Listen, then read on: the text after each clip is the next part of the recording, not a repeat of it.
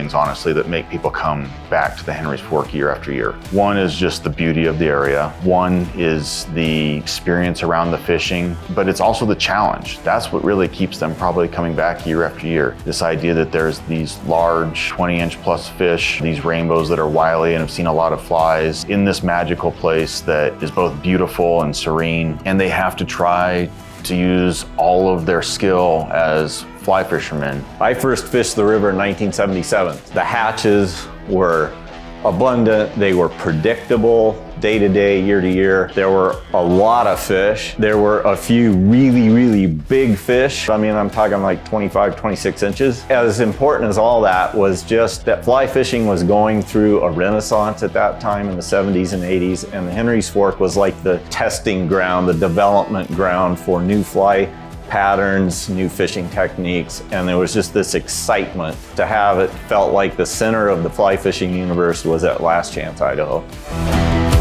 So there are challenges on the river then. You know, having cold, clean water continually is a challenge for us. We have seen an increase in springtime temperatures from 40 years ago till now, and it's an incremental change. What made the foundation happen, like most successful organizations, is there were major issues we were dealing with. The river was a mess in a sense. There were several hydroelectric projects that were proposed that would have dewatered a lot of the river, especially downstream from Pine Haven and dewatered Mesa Falls. There were issues with cattle grazing. The river had been grazed for decades and decades, and the cattle had gotten into the river and essentially destroyed the riverbank.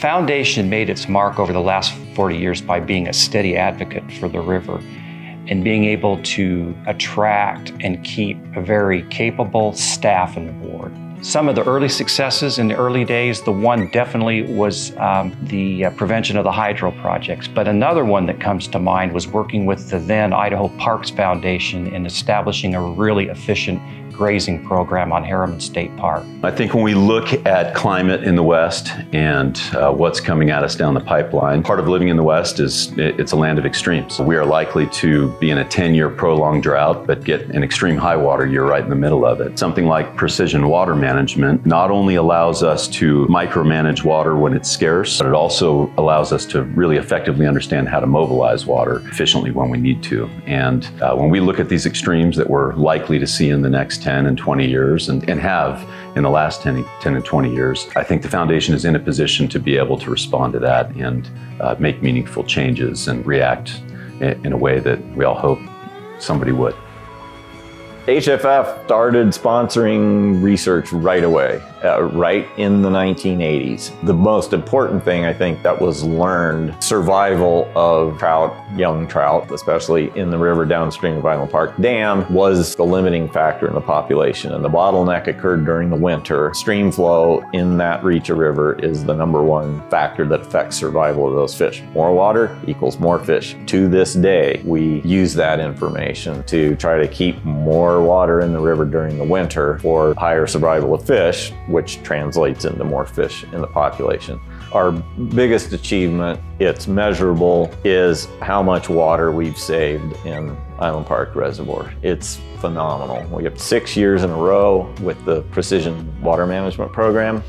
And the average savings over that time is 27,000 acre-feet per year. We've improved carryover by, it's like 40%. It's some ridiculously large amount of water, just like unprecedented.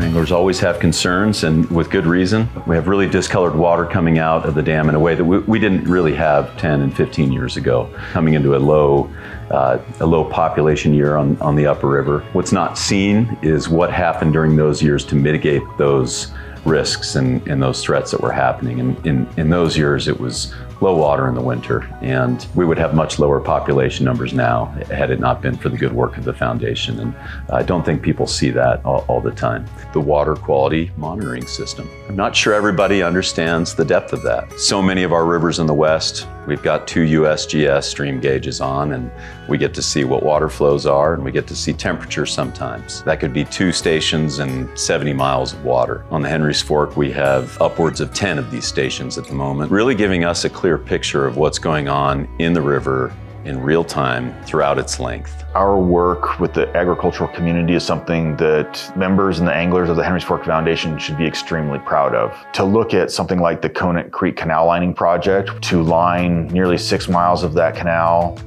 by the time it's all said and done, it'll be over a $2.5 million project, and a project that is fantastic in our community because it benefits both wild trout and farms. But I think they'd be surprised how it functions, how that water, not seeping into a canal and staying in Conant Creek ends up increasing carryover in Island Park Reservoir and helping us achieve that September goal of additional carryover that then lends itself to increases in water quality metrics and better winter flow. And so these projects that they may not think are connected right to the ranch or even to the lower river actually are. These projects are connected in ways that make the entire fishery much more healthy. One of the things that gives me hope for the future of the Henry's Fork is there's a framework in place to deal with issues that are going to come in the future. This whole facility here, as you walk through and everything and the history about it, and I was one of the original board members, but there have been so many people that have come through this organization that have had key moments. It's just been incredible. So I really believe that we have put the monitoring and water management infrastructure in place to get through drought cycles, to make things a lot better than they would have been no matter what is going to happen in terms of climate. There's going to be stuff that's going to happen, we don't know what it is, but we're set up to learn it, to respond to it quickly. So I think that gives me hope. We have had a terrific group of people, especially on the foundation board, over a period now, you're telling me 40 years, that have contributed time and money and effort that is almost unfathomable. The fact that these folks who come from all over the country and all over the world to fish the river are givers, and they're not afraid to give of time and money and energy, and that's exciting. It's fun to meet them, fun to enjoy being on the river with them. That's as much fun now as catching a fish.